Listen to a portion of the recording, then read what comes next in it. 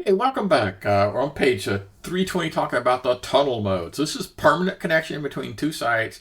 I can encrypt everything because I don't care. Everything I know, when I send it to this guy, it can do anything it wants because it only goes to one location. I don't need a source or destination IP because there's only one source and there's only one IP and it's always the same.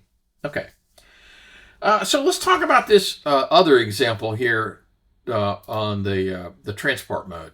Okay, so I'm at home and I'm not using Palo Alto software to be able to connect to the university, for example. I want to connect using my own. Let's say, I don't know, I get NordVPN. You probably seen advertisements on TV for these guys. And so it's designed to protect me like when I'm traveling or when I'm connected to other sites that are maybe a little sketchy. So let's talk about what VPN really does. Okay. VPN services, private VPN services like NordVPN, provide proxy services kind of sort of built in. I know it sounds kind of strange, and let me just finish my thinking here.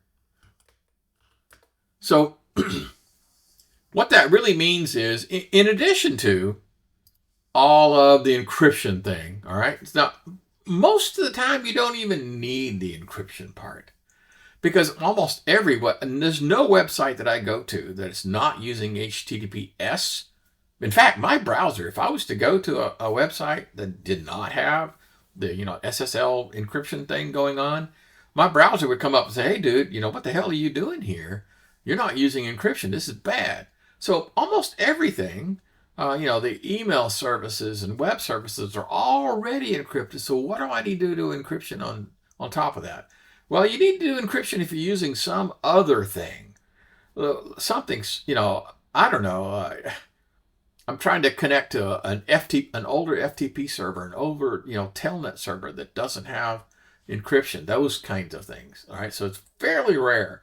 But what it will allow me to do is obscure where I'm from, because the proxy server thing means when I fire up my VPN client, not the one from the university, but my private one, it says, "Hey, where would you like to be?" And normally it'll pick like a node that's the fastest, like there's fewer number of people on, the one in Dallas. So I'll get the Dallas one. So for all intents and purposes, everyone thinks I'm in Dallas. I'm not. I'm sitting at home. So it provides a way to obscure your location, and that's pretty doggone cool. So in addition to encryption, which is, okay, I needed it, but not that bad, I also can want it to, if I wanted to, obscure where I'm from. Okay, final thoughts on page 331. Deperimeterization. How's that for a crazy term?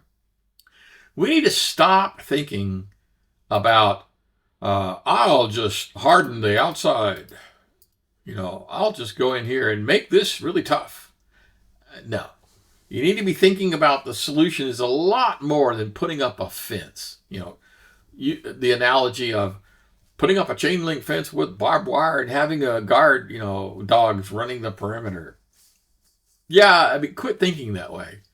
Because the major concern is, a disgruntled employee inside your building sending data out, or maybe you've got a malware or something that's collecting data and sending it off to an FTP server in Russia someplace. That's where you need to be paying attention. Don't spend all your effort hardening the perimeter. That's a dumb idea. It's way more complicated than that. And then remote access in the age of COVID. Yeah, companies were not ready. Maybe their executives or something had, remote access, but certainly not hundreds. And so if you had one of these little guys that did this for a living, this little guy, remote VPN server, maybe it was only designed to handle 12 people, but now you got 100. Yeah, that was bad. Anyway, it's probably not sized correctly. Okay, we've reached the end of this chapter, so stay tuned. We have another part that's not in the book at all. I'll see you there.